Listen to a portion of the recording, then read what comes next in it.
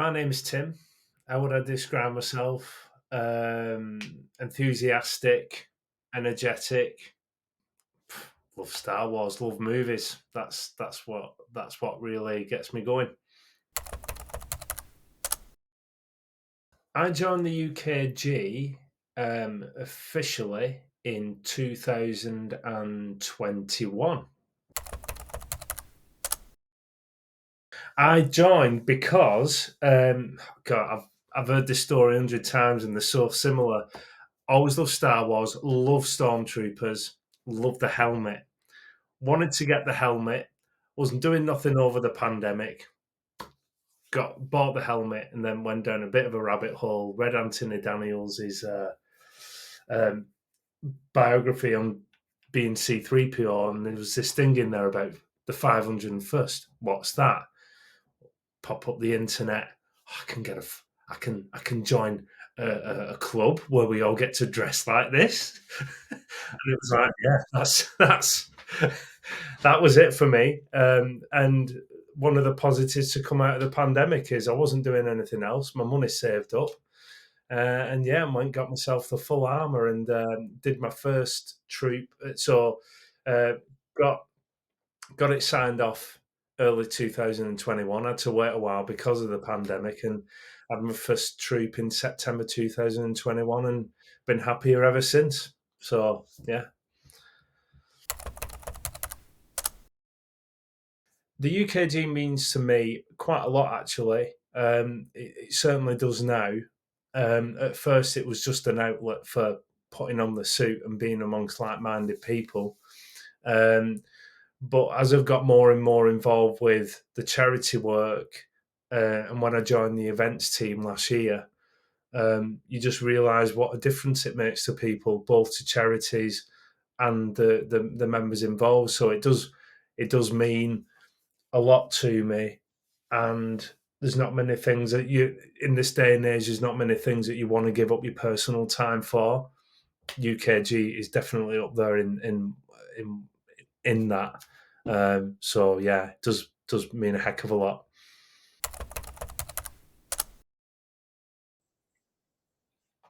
I have two. So I have my first one, which is a New Hope hero, which was commission built, um, and then I'm currently at the end of an ASB stunt build, which I never would have thought in a million years I'd be building my own stormtrooper suit, but because I'm useless at that kind of stuff. But here I am I'm just at the end of it, just waiting for a couple of bits and pieces and approval, and then I'll have two stormtroopers.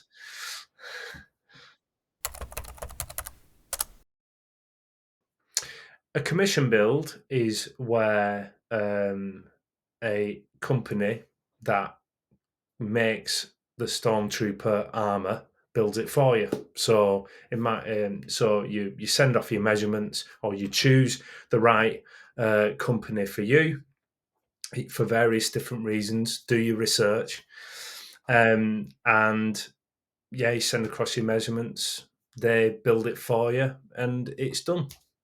That's a commission build. You don't have to worry about a thing. All the hard work's done for you.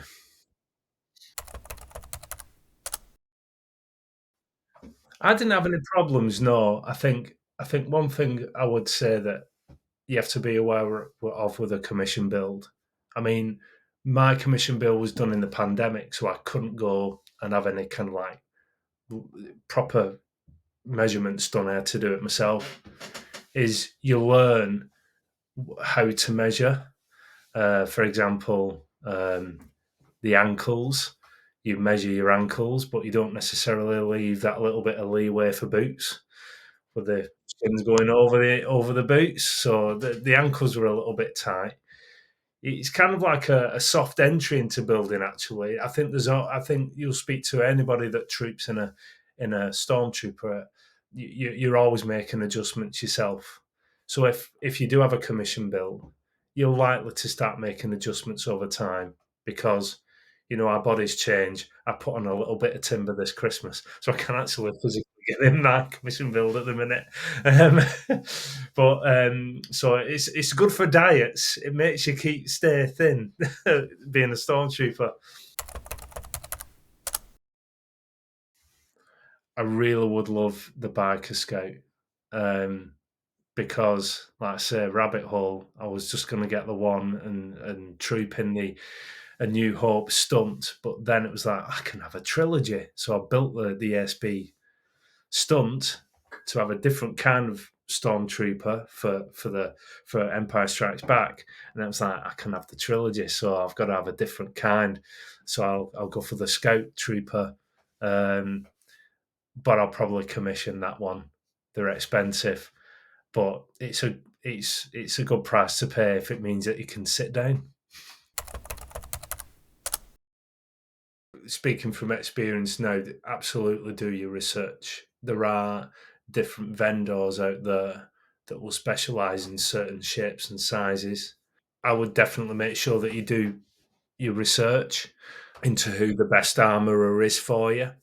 Um, And then, and I can only talk from my case, but maybe your first attempt is a commission build. You pay a little bit more, but you know that it's built for you, and then it kind of gives you a temp. What it did for me is give me a template for my second one. I was always able to. I'm a very hands-on person, so I was able to kind of like hold my commission build arm and go, "Oh right, this is how it needs to look," and I have something for reference. Do your research. Be mindful. It can get expensive. The one that really sticks in my mind. Can I say two?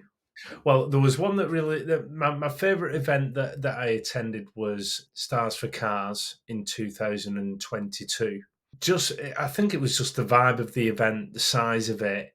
It was still in. It was kind of like Comic Con, MegaCon size, but like was for a hospice called Darien House, which was it was a really good event.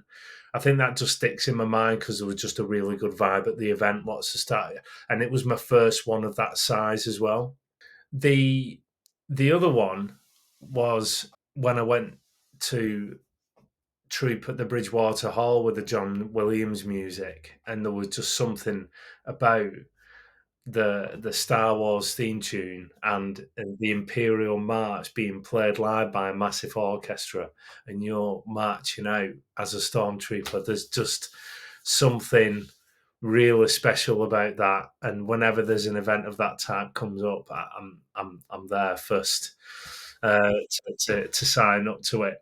But generally, if I was to just to add one thing on at the end, the my favorite types of troops are usually the smaller events for charities because my ego side, I'm kind of like one of a few people who are the stars of the show as a stormtrooper.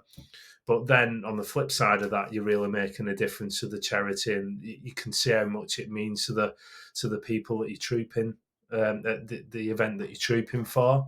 So it's kind of got that really nice double barrel to it. But it's like that for any events, really. But those are the ones that kind of really matter to me, I think. I'm leaning towards A New Hope just because it was the first one and it kind of like just started the journey. Yeah, I love A New Hope.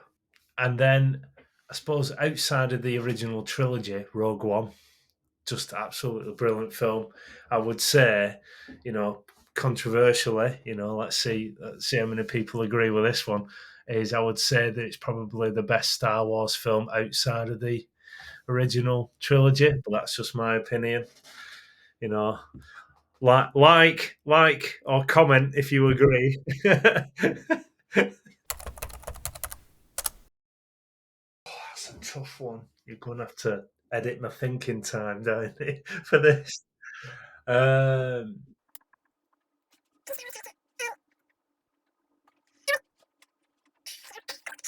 so, because in my brain I'm thinking, right, do I go for the obvious one? Oh, I'd love to speak to Anakin before he came, like. But then there is. I tell you, it would be. I had a fascination with the Ewoks because I loved the trees and the woods, and I thought, you know what, I'm going to go with the Ewoks because not only would I get to hang out with them, I love tree houses and all that kind of stuff. So I get to go up into the trees and yeah, I just love that whole set in Jedi, where they're up on the walk bridges, and I think yeah, Ewoks wouldn't understand what they were saying, but would have a good laugh. Eat Chihuahua.